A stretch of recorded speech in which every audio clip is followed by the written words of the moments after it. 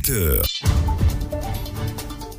Bonjour à tous et bienvenue à la dernière heure de cette grande matinale sur Radio Côte d'Ivoire. Si vous venez donc de nous prendre en cours, madame, messieurs, sachez que vous le faites très bien. Place à l'actualité dans le monde avant les sports, à nos magazines que sont plus loin avec Sidi Tiemoko Touré, ministre de la Communication et des Médias, porte-parole du gouvernement, et enfin Tech qui s'intéresse à la deuxième promotion de la Fondation Jeunesse Numérique. Bien avant tous ces points, voici pour vous les titres de ce journal. Régis Kofi, bonjour. Bonjour Rawa Touré, bonjour à toutes et à tous. Madame, monsieur, l'état financier de la BCAO et de la BOAD évalué hier vendredi à Abidjan par les ministres de l'Union monétaire ouest-africaine, la commission de l'UMOA, le conseil régional de l'épargne publique et des marchés financiers également sur la table des discussions.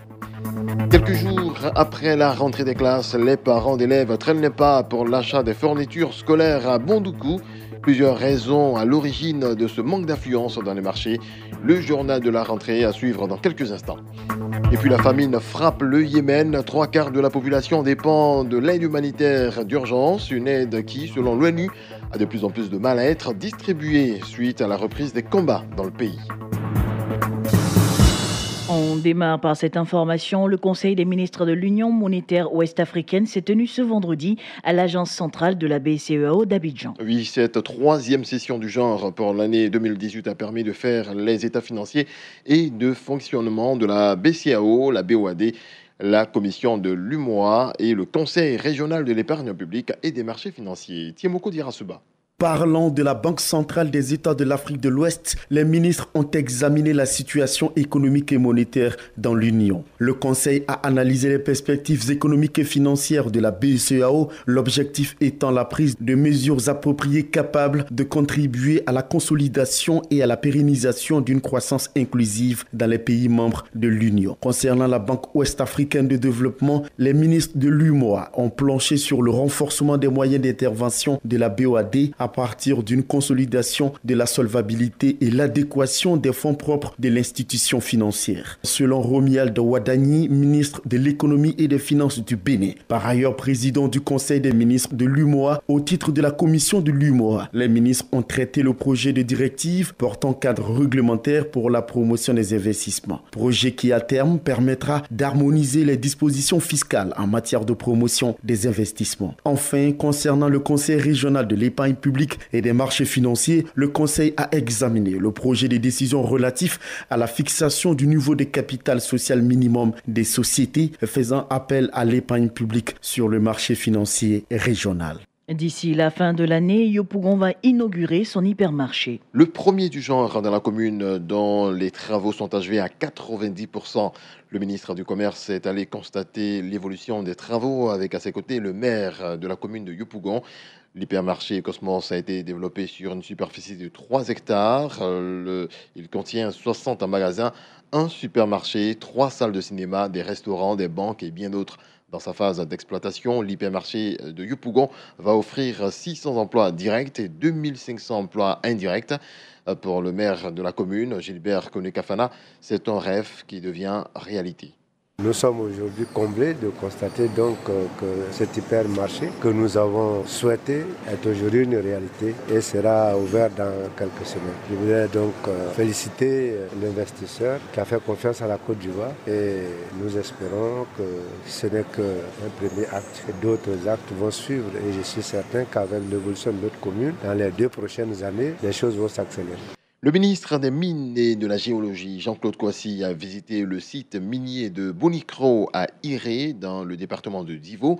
À la faveur de cette visite, Jean-Claude Kouassi a inauguré des réalisations à base communautaire et une unité de la SODECI.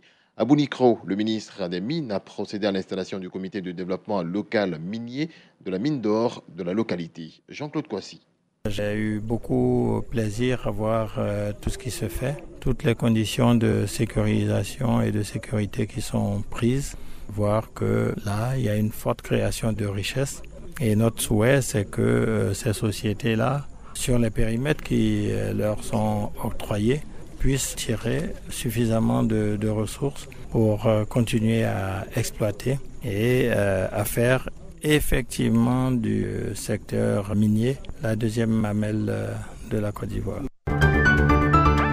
Vous Vous suivez, Madame, Messieurs, la deuxième session d'information de ce samedi sur Radio Côte d'Ivoire. Un mot de santé en Côte d'Ivoire. Environ 22 000 personnes sont atteintes chaque année de la tuberculose et 20% de ces malades sont infectés par le VIH-Sida. Pour mieux sensibiliser les populations donc sur la maladie, un atelier de formation des journalistes s'est tenu autour de la question. C'est une initiative de l'Organisation des journalistes d'investigation de Côte d'Ivoire en partenariat avec l'ONG Alliance Côte d'Ivoire. Sanson Kambou-Edouard est justement le responsable programme tuberculose à Alliance Côte d'Ivoire. Cet atelier que nous organisons, c'est dans le cadre un peu de la logique du plaidoyer en 2018. Et pour pouvoir faire ce plaidoyer, il faut des journalistes capables de pouvoir relayer les informations que nous donnons dans la communauté en tant qu'ONG. Et cette communication qui doit être portée par les journalistes demande qu'ils aient les bagages nécessaires. C'est l'engagement de l'État qui est le pilier essentiel dans la lutte contre la tuberculose. Donc d'ici, les journalistes d'investigation vont être les porte-voix de la communauté auprès de ces décideurs en leur donnant de prendre des actions concrètes pour éradiquer la tuberculose. La ministre de l'Éducation nationale, Kandia Camara, a lancé officiellement ce jeudi à Tiassalé l'opération de distribution de kits et manuels scolaires dans les écoles primaires publiques sur le territoire national. Le montant de ces kits s'élève à 14 milliards de francs CFA. C'est un appui du gouvernement ivoirien aux parents d'élèves qui devront cependant compléter la liste des fournitures de leurs enfants. Mais ce n'est pas la grande affluence dans certains marchés dans le pays. C'est le cas à Bondoukou. Béchak Steve, notre correspondant là-bas, nous apprend que les points de vente des fournitures scolaires de la ville ne grouillent pas de monde. C'est dans le journal de la rentrée. Le journal de la rentrée. Il est 9h ce jour et nous sommes au grand marché de Bondoukou où le constat est triste. Pas de parents d'élèves qui envahissent les vendeurs de fournitures scolaires en cette période de la rentrée des classes. Tu sais, ma soeur, il n'y a pas de clients cette année-là, c'est dur. Kwasi Jacques, cette année-là, c'est vraiment difficile puisque nos produits pérennes ne sont pas encore souvent achetés. Sengo. Contrairement aux années passées, cette année, on constate que les parents n'arrivent pas à joindre les deux bouts. Chaïb Mohamed, on a fait la liste de fournitures, mais il a dit, madame, il n'a qu'à garder, comme c'est dur. C'est dur, on peut l'affirmer sans toutefois se tromper. Les années se suivent, mais ne se ressemblent pas. En ce qui concerne le prix des cahiers et des livres, le constat est là. Les rames, l'année dernière, on était pratiquement 2300, 2400. Mais cette année, nous sommes à 3000 francs le paquet. C'est difficile. Quand tu prends un cahier de 300 pages, on te parlait de 450, tout au plus 500. Cette année, nous sommes à 600, 650 dans certains endroits. Les livres même, les nouveaux manuels qui arrivent là, c'est cher. Et chaque année, on fabrique d'autres, on ne comprend pas. C'est-à-dire on doit laisser au moins 5 années ou utiliser le même manuel. Là, celui qui vient, si vous avez assez d'enfants, il peut en profiter. Mais si chaque année, le manuel change, vraiment, c'est pas facile. Les parents d'élèves se font rares. Les commerçants assis dans leurs magasins pointent du doigt leurs fournisseurs sur l'augmentation des manuels scolaires. Je m'appelle Bamba, je vends les cahiers. Parce qu'on va prendre ces chers là-bas. Les taxes ont augmenté. Donc aussi, ils sont obligés d'augmenter aussi dessus. Nous aussi, on est obligés d'augmenter aussi. Pour Benoît, je prends l'exemple des rames. On payait ça à 9 000 beaucoup à Abidjan là-bas. Aujourd'hui, c'est devenu à 11 500. On est obligé de faire ça cher. On souffre. Souvent même, les parents prennent à crédit. Prendre des cahiers à crédit ou pas auprès des petits commerçants de cahiers n'est pas la solution pour Kwaku Jacques. J'ai peur souvent de ces gens de boutiques. Je préfère me rendre souvent dans les supermarchés. Là-bas, le prix est un peu abordable. Parents d'élèves et commerçants sollicitent un soutien. Avec au moins le gouvernement n'a qu'à revoir le prix. Où on s'en prend marchandises là. Si ils revoient, nous aussi on va diminuer. Franchement, nous demandons aux différentes autorités compétentes d'être regardant un peu sur le prix des articles scolaires. Les gens se plaignent qu'il n'y a pas l'argent. C'est que moi je souhaite, l'État n'est qu'à revoir sous les taxes. On n'a qu'à faire diminuer un peu, sinon c'est trop dur pour nous en tout cas. La rentrée scolaire qui suscitait beaucoup d'engouement à Bondoukou est malheureusement une très grande déception pour les commerçants. Espérons que demain sera meilleur. Béchak Steve, Bondoukou pour Radio Côte d'Ivoire. L'actualité hors de chez nous à présent dans ce journal. En Tanzanie, les recherches se poursuivent après le naufrage d'un ferry ce jeudi en fin d'après-midi sur le lac Victoria. Le bilan fait état d'au moins 131 morts et une quarantaine de rescapés. Un bilan encore provisoire et qui pourrait s'alourdir en fonction du nombre de passagers qui se trouvaient à bord du bateau. Officiellement, ce ferry qui effectuait la navette entre deux îles au sud du lac ne devait transporter que 100 personnes. Le Yémen est face à l'abîme. L'ONU a annoncé hier perdre le combat contre la famine qui menace le pays. 5 millions d'enfants sont très sévèrement malnutris. 3/4 de la population dépend maintenant de l'aide humanitaire d'urgence. Une aide que l'ONU a de plus en plus de mal à distribuer suite à la reprise des combats. À cela s'ajoute une situation économique catastrophique avec une monnaie qui a perdu 30% de sa valeur en un mois. L'organisation demande à toutes les parties au conflit d'engager un dialogue politique pour une sortie de crise et de permettre un pont aérien pour évacuer les blessés et les malades. Voilà, c'est la fin de ce rendez-vous actualité. Coup d'œil à présent sur les principaux titres développés dans ce journal. L'état financier de la BCEAO et de la BOAD évalué hier vendredi à Abidjan par les ministres de l'Union monétaire ouest-africaine, la commission de l'UMOA, le conseil régional de l'épargne publique et des marchés financiers, également sur la table des discussions. Quelques jours après la rentrée des classes, les parents d'élèves traînent les pas pour l'achat des fournitures scolaires à Bondoukou. Plusieurs raisons à l'origine de ce manque d'affluence dans les marchés. Je pense que vous avez eu ces raisons dans le journal des vacances diffusé tout à l'heure. Et puis, on le disait à l'instant, la famine frappe le Yémen. 3/4 de la population dépend de l'aide humanitaire d'urgence. Une aide qui, selon l'ONU, a de plus en plus de mal à être distribuée suite à la reprise des combats dans le pays. Merci Régis Kofi. L'actualité sportive dans un court instant.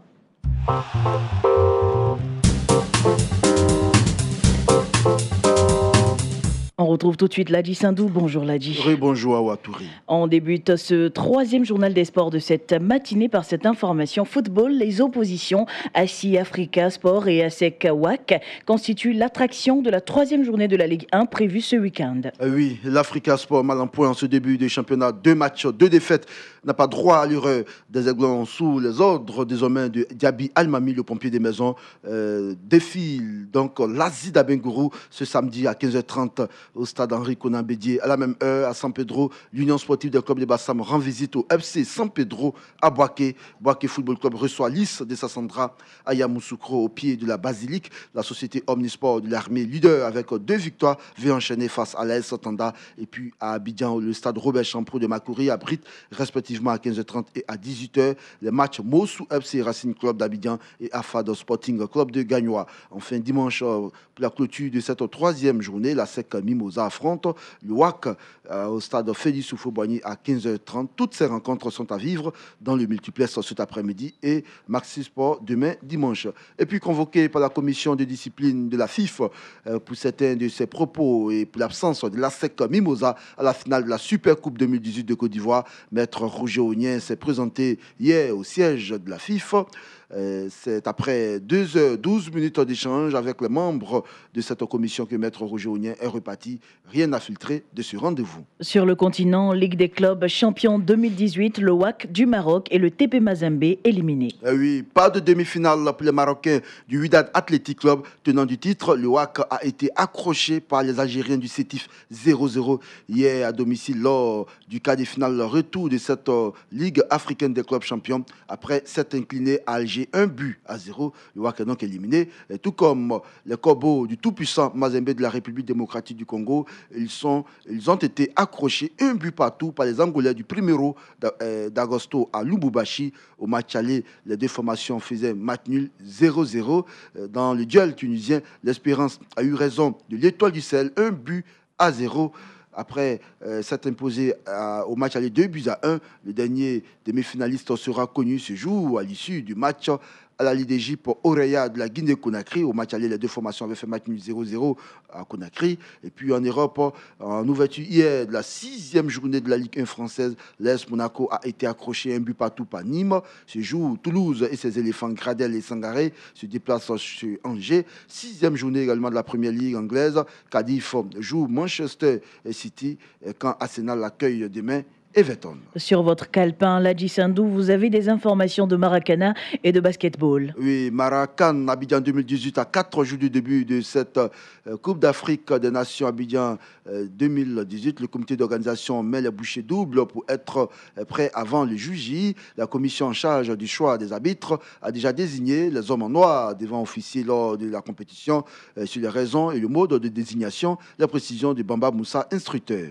Vu que les compétitions dans les pays s'organisent de plus en plus fréquemment, donc les officiels techniques de ces pays jouent régulièrement. Alors cette année, les fédérations ont été responsabilisées. Elles ont organisé en leur sein des séminaires de formation, elles ont fait des évaluations, elles ont permis aux arbitres de monter en grade. Et c'est donc dans la crème de ces arbitres-là que le choix des fédérations est fait, pour pouvoir donc venir officier à la CAN. Mais derrière ça, nous prenons toutes les dispositions pour que quand ils arrivent, qu'ils aient une session de mise à niveau pour que l'arbitrage soit apprécié de tous.